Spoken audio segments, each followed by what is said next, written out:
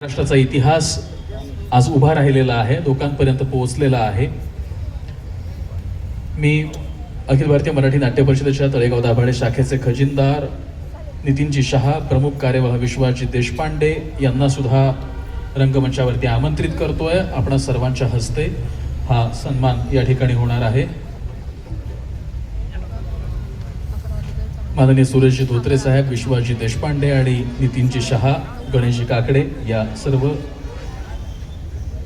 सर्वांच्या हस्ते आपण या ठिकाणी माननीय विश्वास पाटील यांचा सन्मान करीत आहोत.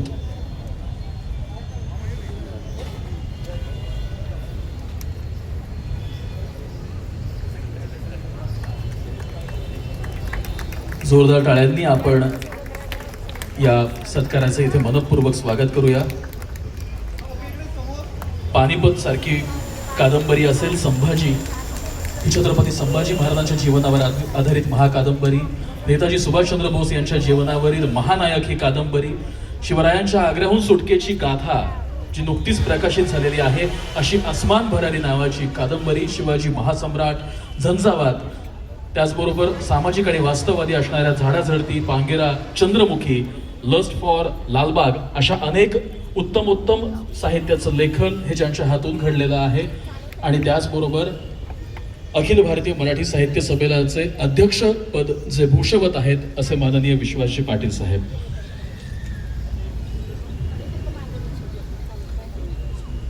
धन्यवाद. मी सर्वांना पुढे स्थानापन्न होण्याची विनंती करतो. आपण काही एव्ही पाहणार आहोत आणि एव्ही पाहत पाहत मग एक एक सत्कार आणि पुरस्कार सोहळा असा साधारण हा संपूर्ण कार्यक्रम पुढे सरकणार आहे.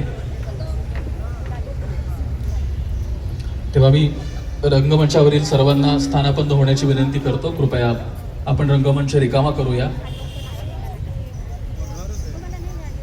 आणि सर्वप्रथम आपण पाहणार आहोत ती यंदाचा जीवन गौरव पुरस्कार ज्यांना जातो आहे.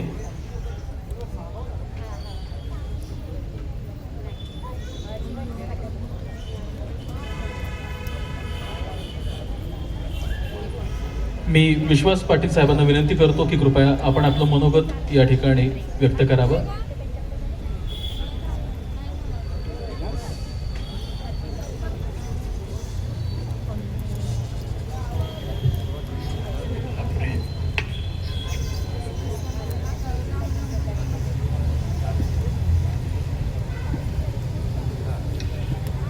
मित्र, तळेगाव दाभाडे इथे आज या ठिकाणी तुम्ही माझा जो सन्मान केला त्याबद्दल मी आपला खूप आभारी आहे. आताच एका ज्येष्ठ नृत्यांगनेनं माझ्या चंद्रमुखी या कादंबरीवर आधारित अशा सिनेमातील गाजलेलं सर्वात सुंदर गीत सहज सुंदर सादर केलं, त्याबद्दल त्यांचं मी अभिनंदन करतो. पण ज्या वेळेला मी चंद्रमुखी कादंबरी 20 वर्षापूर्वी लिहिली त्यावेळेला महाराष्ट्राच्या मंत्रिमंडळातले अर्धा डझन मंत्री माझ्यावर नाखुश होते, कारण त्यांना वाटत होतं की हे लफडं आमचंच आहे असं प्रत्येक जण सांगत होतं. पण त्यांच्या लक्षात आलं की अनेक जण बोलतात म्हणजे आपल्या एकट्यावर कुणाचं नाव येणार नाही. पण फार बरं वाटलं. दादू इंदुरीकर यांचा इंदुरी गाव जवळ आहे आणि तळेगावची साहित्यिक परंपरा आणि तिचं नेतृत्व याबद्दल बोलायला काही नको. सुरेशजी धोत्रे यांनी फार सुंदर असं हे आयोजन केलेलं आहे. बऱ्याच वर्षांनी मला माझे मित्र शिवाजी साटम भेटले. खरं म्हटलं तर अनेक पोलीस कमिशनर, आयुक्त नोकरीत येऊन रिटायर होताना सुद्धा मी पाहिलेलं आहे. पण लोकांच्या नजरेतली शिवाजी साटम यांची खंदा पोलीस ऑफिसर ही काही इमेज अजून बाजूला झालेली नाही. त्याबद्दल मला खूप कौतुक वाटतं. खरं म्हटलं तर या कार्यक्रमाला रंग भरण्यासाठी लावणीचा कार्यक्रम आणि तोही एवढा सुंदर महाराष्ट्राची गाथा आपण मांडली, त्याबद्दल मी तुमचं कौतुक करतो. कारण मला नेहमी असं वाटतं की रणांगणामध्ये रणगाडा, लग्नामध्ये चौघडा आणि कार्यक्रमामध्ये ढोलकी पाहिजे, त्याशिवाय रंग भरत नाही. आज या ठिकाणी बरेच कलाकार आले. आमच्या नीलमताई शिर्के सुद्धा इथं येऊन गेल्या. आता माझ्यासमोर या ठिकाणी अभिज्ञा भावे आहेत. फार सुंदर अभिनय आहे त्यांचा. माझा मित्र सुबोध भावे, याला मी नेहमी म्हणतो की सुदैवानं मी भारतातला एका सर्वात मोठ्या जिल्ह्याचा म्हणजे मुंबई जिल्ह्याचा 3.5 वर्ष कलेक्टर होतो, पण तुझ्या टीव्ही सिरियल मध्ये तुला जशी फरमास पीए मिळाली तशी काही पीए मला सहाय्यक मला माझ्या एवढ्या मोठ्या कारकिर्दीमध्ये मिळाली नाही. आज आमचे मित्र ओंकार राऊत यांचं कौतुक करावं तेवढं पुरं आहे. व्यक्तिगतरित्या बोलायचं तर एक कमालीचा इनोसन्स त्यांच्या व्यक्तिमत्वामध्ये आहे आणि तो इनोसन्स ते आपल्या महाराष्ट्राची हास्यधारामध्ये व्यक्त करतात. मला या निमित्तानं महाराष्ट्राच्या हास्यधारेचं कौतुक असं वाटतं की गेल्या काही वर्षामध्ये या मंडळी एवढं आम्हाला कुणी हसवलेलं नाहीये.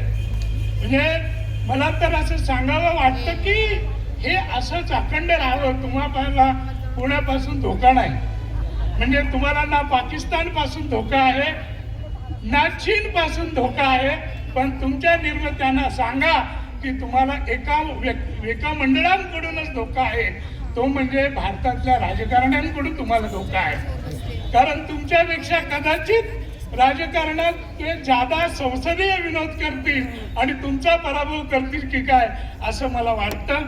खरंच सुरेशजी, आपण हा एवढा सुंदर कार्यक्रम आणि अनेक कार्यक्रमांना तुमच्या मी येऊन गेलेलो आहे आणि या परिसराचं वैभव वाढावं या दृष्टिकोनातून तुम्ही हा जो प्रयत्न करतात त्याबद्दल तुमचे आभार. तुम्ही या ठिकाणी थिएटर बांधतात, नाट्यगृह बांधतात, तर लवकर पूर्ण व्हावं. पण मला असं वाटतं की महाराष्ट्रात अनेक ठिकाणी नाट्यगृह बांधून झाली आणि रिकामी पडली. बऱ्याच ठिकाणी ती उंदरा मांजरांची सोय झाली, परंतु एखाद्या गावामध्ये नाट्य परंपरेचं जे चैतन्य असतं, ज्या तऱ्हेनं इथं मुलांची नाटकं होतात किंवा मुलांचे कार्यक्रम होतात, बालमेळावे भरतात, याकडे तुम्ही अधिक लक्ष द्या असं मला वाटतं. आणि नजीकच्या काळामध्ये या तळेगाव, दाभाडे या परिसरातून मराठी नाट्य परंपरेला आणखी वैभव प्राप्त होईल असं मला वाटतं.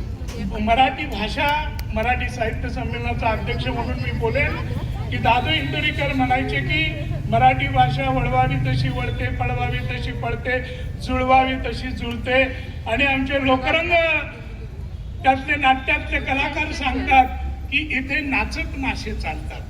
आता थोडासा शब्द इकडे तिकडे झाला, मग मी फोड करून विचारलं, अहो साहेब म्हणाले तसं नाही, इथे नाचत मासे नाही चालत, इथे नाच तमाशे चालतात. तर अशी सुंदर मराठी भाषा जपणारा हा मुलूक आहे. या मुलाखाचं वैभव माझे मित्र सुरेशजी धोत्रे आणि त्यांच्या सहकाऱ्यांकडून या वैभवाचं शिखर गाठलं जावं अशी अपेक्षा मी व्यक्त करतो आणि आपली रजा घेतो. जय जय महाराज. धन्यवाद साहेब. मी खरं तर साहेब यासाठीच म्हणतोय कारण प्रशासकीय अधिकारी म्हणून तुमची कारकीर्द ही आम्हाला सगळ्यांना माहिती आणि